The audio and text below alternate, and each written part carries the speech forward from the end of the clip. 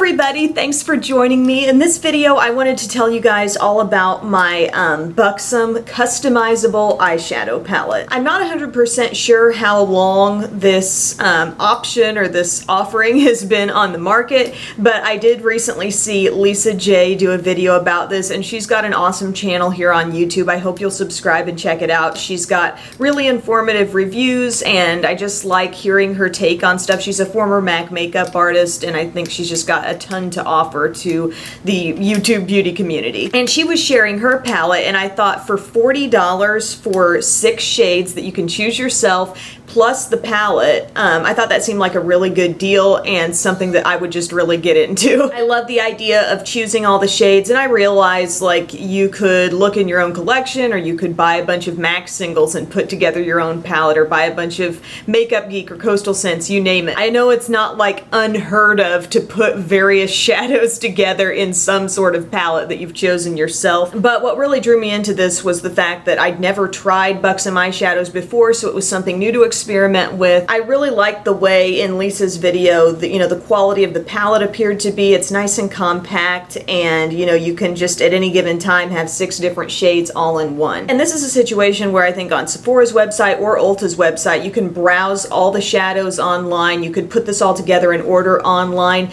but I like the ability to go into my local Ulta store and swatch out a bunch of different shades. I had all this going on my hand where I was comparing this one, that one. Do I want that shade? Do I want that shade? And that experience was really fun for me too. And if you're strictly confined to ordering from a brand online in terms of their eyeshadows, that is, an experience you kind of miss out on. So it was really fun to go in and choose my palette. And so the shades I have in here, as you can see, it's kind of an eclectic mix of colors. I wanted to grab shadows that would force me to do maybe a little something different with my look, even though it might make logical sense to put together a certain grouping of shades. I didn't want it to look like my other palettes. And you kind of also have the comfort of knowing like this isn't permanent, so if you wanted to go, buy another shadow or two and swap a couple out at any point in time, you could definitely do that. So how do I feel about my color selection? It's kind of cool because I have no one to blame but myself if I did not like the color selection in this palette.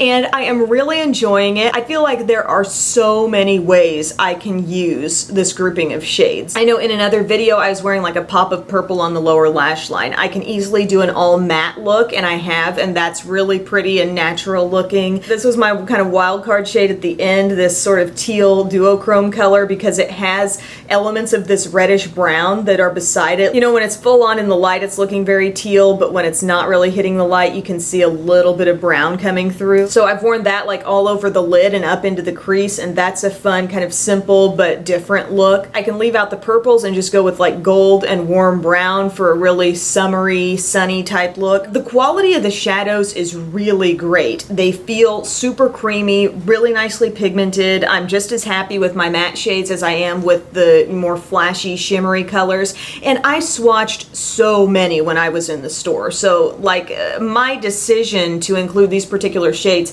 I don't know that there was one that I swatched where I thought, on account of it being bad quality, I'm not going to put it in. It was more just a shade selection thing, because truly every shadow that I was trying felt so smooth, so buttery. There was a gorgeous taupe I was thinking of throwing in here. There were so many different ways you can go. Definitely if you're going to explore the eyeshadow bar in your Ulta store, allow a little time for yourself, because it takes a while. But definitely a fun experience for an eyeshadow lover. I thought they had a pretty vast selection of shades. I mean, we're not talking every color of the rainbow in terms of an insanely bright, matte, fill-in-the-blank shade, but they did have pops of color and then a lot of neutral shades, a really nice balance of matte shades and shimmery shades. There was just plenty to choose from. So I'll just show you the mechanics of the palette. First off, has a nice big mirror in there for you to use. It also comes with a little double-ended brush. One side is nice for like small detailed application of shadows, say on the lid, and then there's a little crease brush that could be nice for for like a smudgy eyeliner or wedging something right there in the crease. And then your palette includes an empty tray that slides out, and that is what you pop your 6 shadows into. They come in and out super easily. It's not like they're in there hanging by a thread, but at the same time,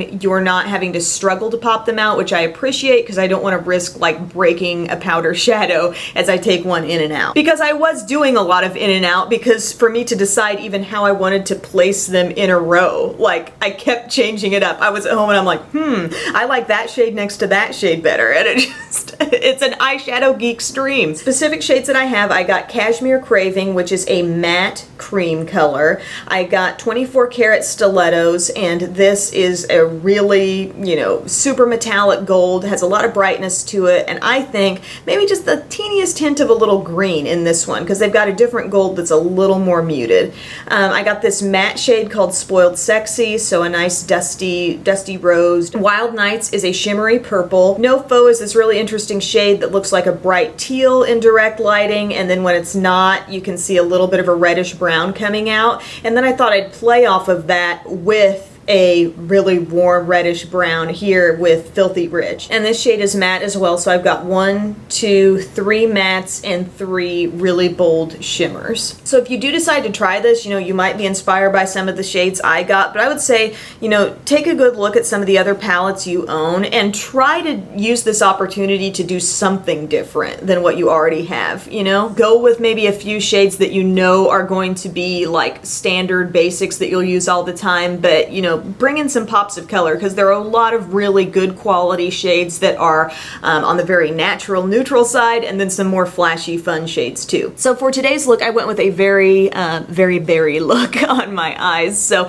I will show you my tutorial now. I already have Milani eyeshadow primer all over my lids. I know they say this eyeshadow is like primer infused, but I'm never not gonna use an eye primer. I think in the sense that, yeah, they're super pigmented with or without a primer. I think that holds true, but just as far as staying power, I'm not saying they couldn't last without a primer, but it's just my personal comfort zone. So I'm gonna go into this dusty mauve color first. This is a Sigma E25, and this is just a nice kind of go-to, not too light, not too dark shade to get going in the crease. This was the shade that when I was shopping in my Ulta store, they didn't have this in the display, and then the girl checked down below in the drawer underneath and they didn't have any more, and then bless her heart, she ran off to the back and she did find one back there. So I guess this is a pretty popular shade, or difficult to keep in stock, but it is beautiful for a soft crease, and I like kind of, you know, really shearing it out as I blend upward. Then I take this matte creamy color and I'm just taking that up over the border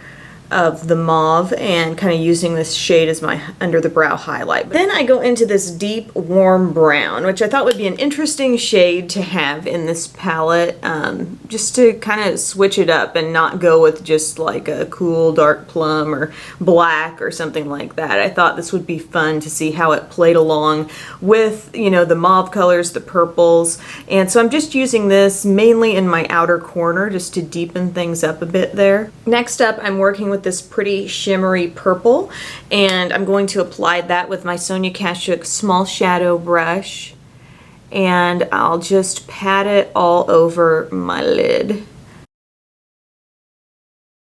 And then I'm going to clean off my brush real quick, and I'm going to go to this golden color. This, I feel, almost has a tinge of green in it, and I'm just taking that here around my inner corner and just up onto the inner part of the lid. I'm very loyal to doing like a light champagne color right in that area. So it's kind of fun to pop it with something different. And then before I do the lower lash line, I'm going to use some NYC liquid liner, just going right across the top here. I'll wing it out just a little bit. I'm going to apply some Milani Shadow Eyes in Almond Cream to my lower inner rim for brightness. And then I'm using this angled brush with my dark brown. I'm going to use that just under my wing and carry it inward. And then to keep that looking nice and smoky, I'm using a pencil brush to apply that shade all the way in. So I finished off the look with some mascara top and bottom and some Red Cherry number 43 false lashes. And I kind of continued the mauve type theme throughout the rest of my makeup. So on my lips, I'm wearing my Butter London Lippy in Toff. So this is their like kind of shiny lacquer type liquid lipstick. I really love this shade. And then I was sent these new Becca Luminous blushes, and this is the shade called Foxglove. So I thought that would make a really pretty cheek color with this look. So thank you guys so much for watching this video. Again, I think I had a really good experience putting together my own Buxom palette, and I may still, you know, purchase other shades if I'm feeling like this needs to be switched out in some way. But for right now, I think I've set myself up to have a lot of options and do a lot of different fun looks. So let me know if you've tried this. What shadows do you like? Are you thinking about trying it? What kind of a palette would you create? They do have at least a few pre-done palettes too, so you can check those out on the website also. I'll link to everything below. But I hope you guys are having a great day, and I will see you soon. Bye.